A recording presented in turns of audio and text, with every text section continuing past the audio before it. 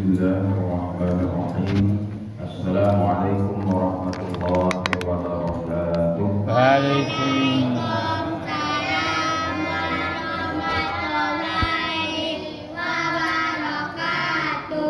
Alhamdulillah, alhamdulillahilladzi ahyana ba'da ma amatana wa ilayhi nusyur.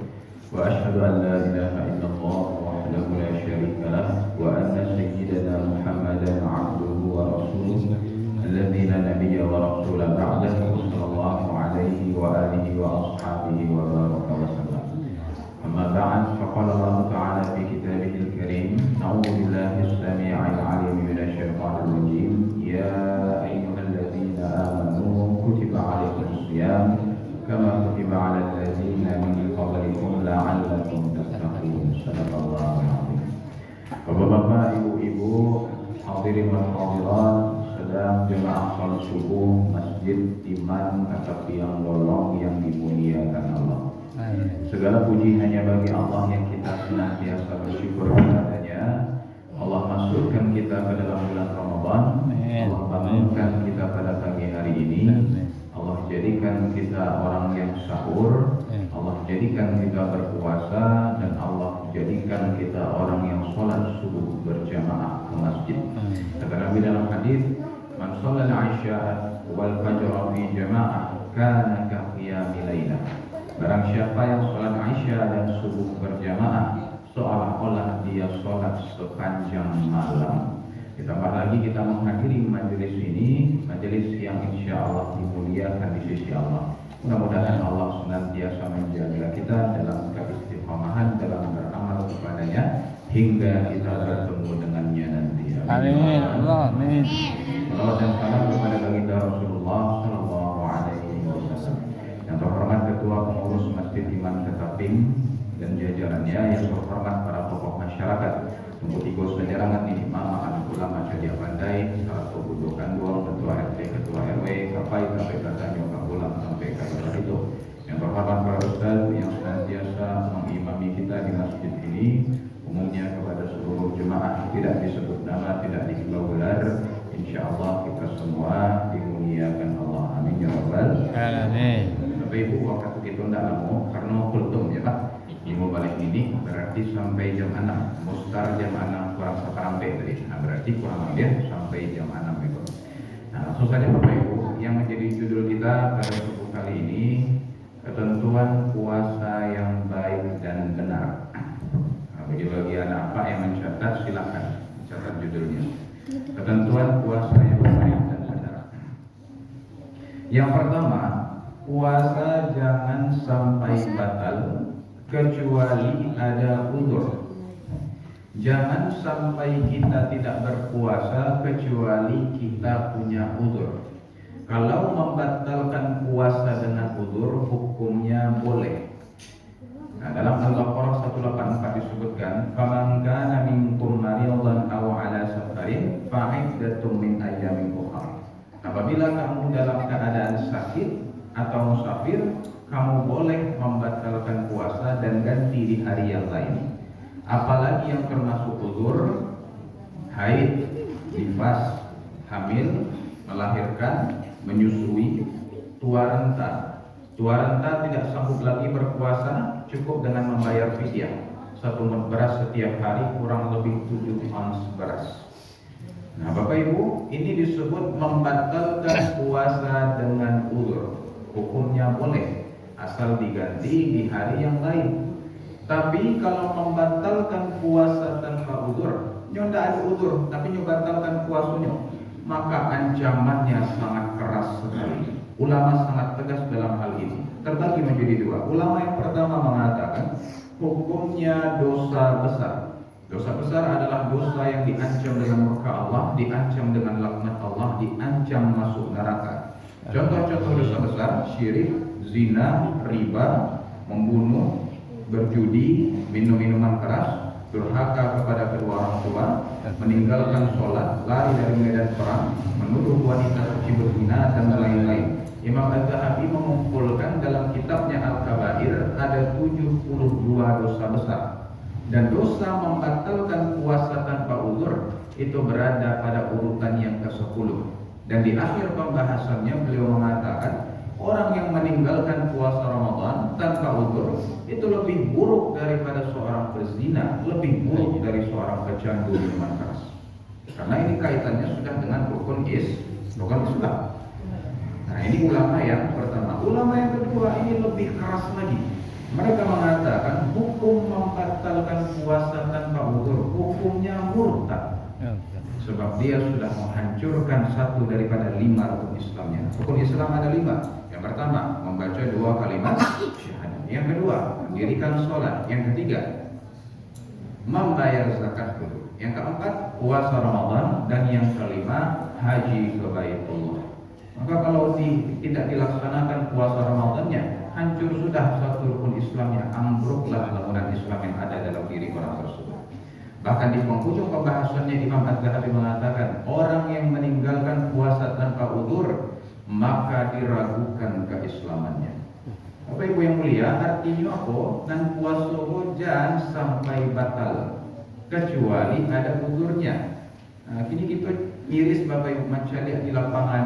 Kadang-kadang macam lihat hari siang kan ada apa-apa labas sumui, labar anak lagai, ya. Lalu tu ada orang dewasa merokok di siang hari, ya. Minum teh di siang hari, minum kopi di siang hari. Tak malu, tak berpuasa. Upin ipin saya puasa, Pak. Masa kadang itu nak puasa. Tak malu juga anak-anak awak masih nyetek TK, SD, kelas 1, kelas 2 puasa. Ya masa kadang itu nak puasa.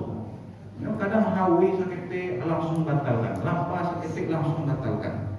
Dia Ustaz, ambo tak bisa puasa doh, ambo tak sahur. Sahur bukan prasyarat puasa. Orang yang tidak sahur tetap boleh berpuasa dan tetap wajib untuk berpuasa. Nah, jadi jangan jadikan sahur sebagai alasan.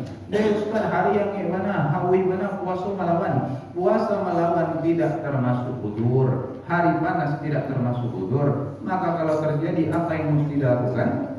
Sabar menunggu waktu berbuka. Puasa pun tak lama loh Pak Ibu, 3 balik jam ya. Tak sampai 24 jam.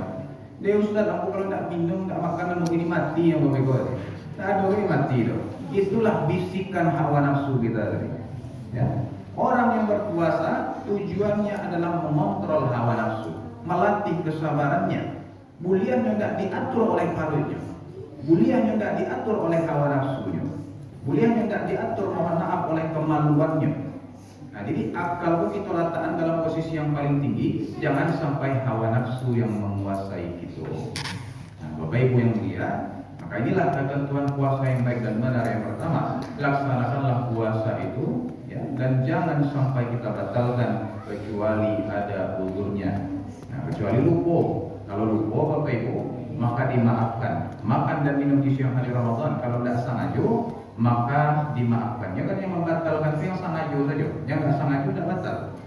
Nah, ada kawan aku dulu pas kete-kete, ada kawan aku 2 orang nyobai main-main. Jadi di siang hari Ramadan, yang seorang muslim, yang seorang non muslim. Jadi setelah main, setelah letih, pai kakadai balik minumlah berdua.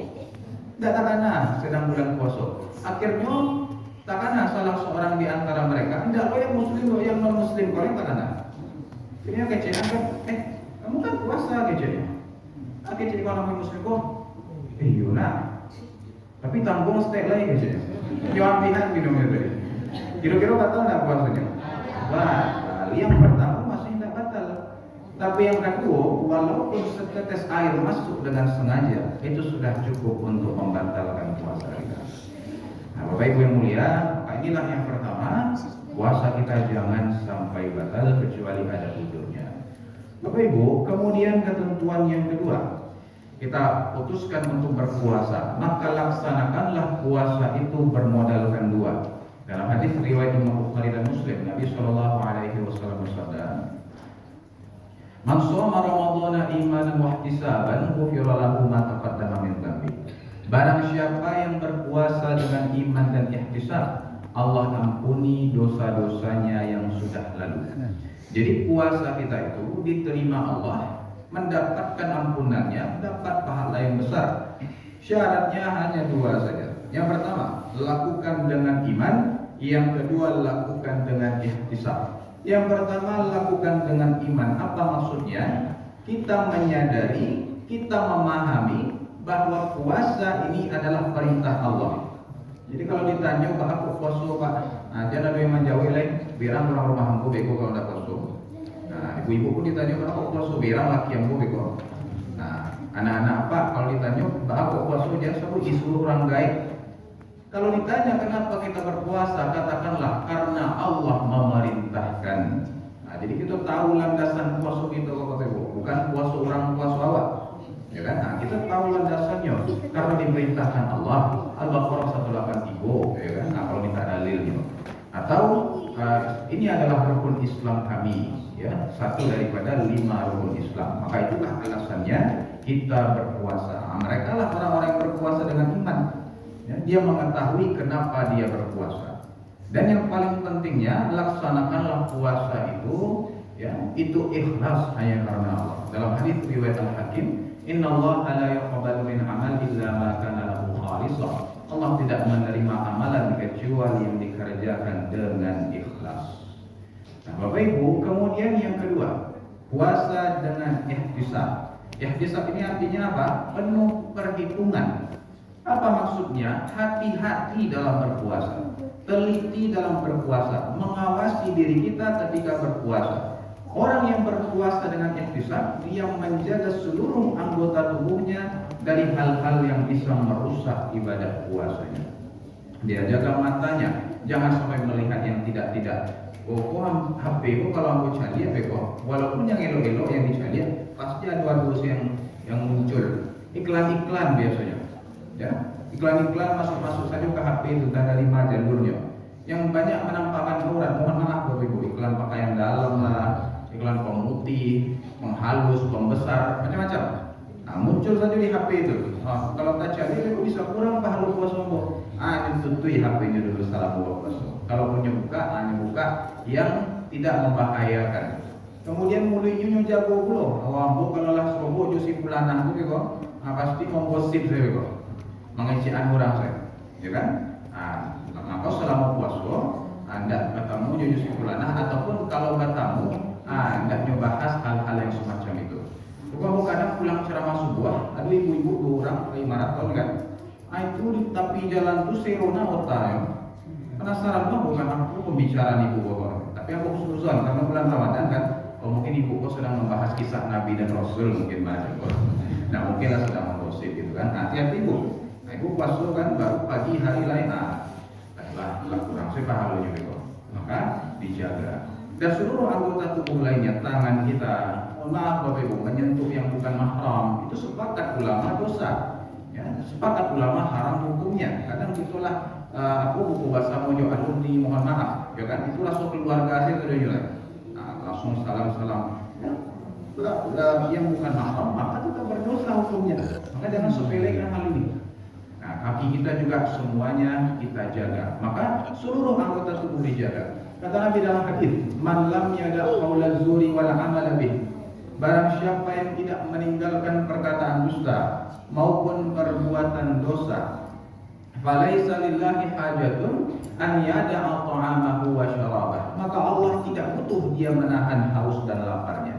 Artinya puasa bukan hanya sekedar menahan haus dan lapar, tapi seluruh badan kau dipuasakan dari hal-hal yang bisa merusak ibadah puasa, dari perbuatan-perbuatan dosa. Nah, itu banyak ini Bapak Ibu fenomenanya, mohon maaf, nyolai puasa tapi tidak sholat.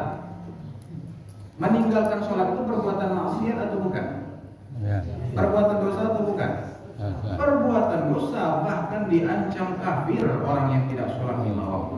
Ya sama dia meninggalkan puasa tadi, ya bisa dikatakan murtad orang yang dengan sengaja meninggalkannya. Hanya tinggalkan sholatnya tapi nyolai puasa. Maka bagaimanakah status puasanya itu? Nah, maka jangan sampai kita melakukan perbuatan dosa, kita maksimalkan. Ya, ketika puasa lakukanlah yang baik-baik saja, produktif kita dalam berpuasa. Nah, maka insya Allah akan baguslah kualitas puasa kita tersebut. Bapak Ibu yang dimuliakan Allah Taala. Selanjutnya kita tambahlah CLPW ya. Nah, kita percepat. Ketentuan puasa yang baik dan benar. Yang ketiga adalah mengakhirkan sahur dan menyegerakan berbuka. Ya. Nah, jadi sahur ini diakhirkan. Tapi yang Acu ditanyakan, bila terakhir batas makan sahur? Apakah ketika sirene berbunyi atau azan berkumandang? Azan berkumandang, benar. Jadi batas terakhir adalah ketika terbit fajar. Nah, terbit fajar maka semua yang ada di mulut harus dikeluarkan, niyo dan niyo. Jangan ditelan lagi. Kalau ditelan maka langsung batal puasa kita di menit yang pertama. Nah, tapi yang mengakhirkan sahur kok bila rancannya Zaid bin Sabit mengatakan, aku pernah sahur bersama Nabi. Kemudian ditanyakan, berapakah jarak antara sahur Nabi dengan sholat subuhnya? Zaid berkata, kurang lebih 50 ayat. Nah, jadi 50 ayat itu kurang lebih kalau dibaca 10 menit. Itulah dasarnya imsak itu 10 menit sebelum orang azan. Nah, jadi kalau yang ditanya yang paling afdolnya Bapak Ibu, itu memang selesai sahur ketika imsak berbunyi. Ketika sirene imsak berbunyi, nah itulah berarti makan saudara. Itu yang paling afdol. Nah, maka 10 menit yang tersisa bisa untuk gosok gigi, buang air, ngambil wudu, siap-siap ke masjid iman untuk sholat subuh. Tapi kok misal masih banyak yuk takjil tadi malam memborongkan masih basira itu, habiskanlah dulu. Tapi batasannya sampai azan subuh berkumandang.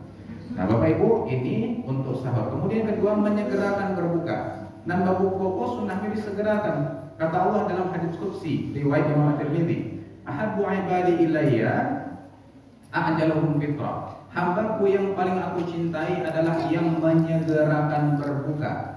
Nabi juga berkata, umatku senantiasa dalam kebaikan selama mereka menyegerakan berbuka. Nah, jadi nambah buku harus disegerakan. Nah, kalau dapat ketika sirene itu berbunyi, maka kita sudah berbuka semuanya. Tapi hati-hati Bapak Ibu, karena kini pakai sirene kan, pastikan memang sirene masjid iman. Pokoknya hari yang ini Ibu puasa melawan, lah meniti ini salero mencari apa itu kan, mencari bola tadi, mencari TS tadi, berbunyi sirene langsung berbuka. Sampai sirene masjid iman, kiranya pemadam kebakaran di sebelah gitu. Nah, pastian mana dulu cari jam lepas baru minum. Atau ada pula orang yang menyegerakan bakuko. Jadi sebelum sirene berbunyi, onde-onde lagi letak di mulutnya. Ada gigi tadi. Nah, begitu berbunyi sirene tadi, langsung punya langsung luas sekali. Nah, tentu tidak lo mau itu mana Bapak. Dalam batasan wajar saja. Ya, yang menggigi onde-onde tadi, misal berbunyi patudur, tak kajunya, tanam dua onde-onde tadi. Waktu maghrib kalau masuk batal tak puasanya? Batal. Atau misal bacalannya tak pijak kuciang kan? Atau kaji orang tadi talu dua onde-onde tadi langsung batal puasanya. Nah, maka jangan main-main.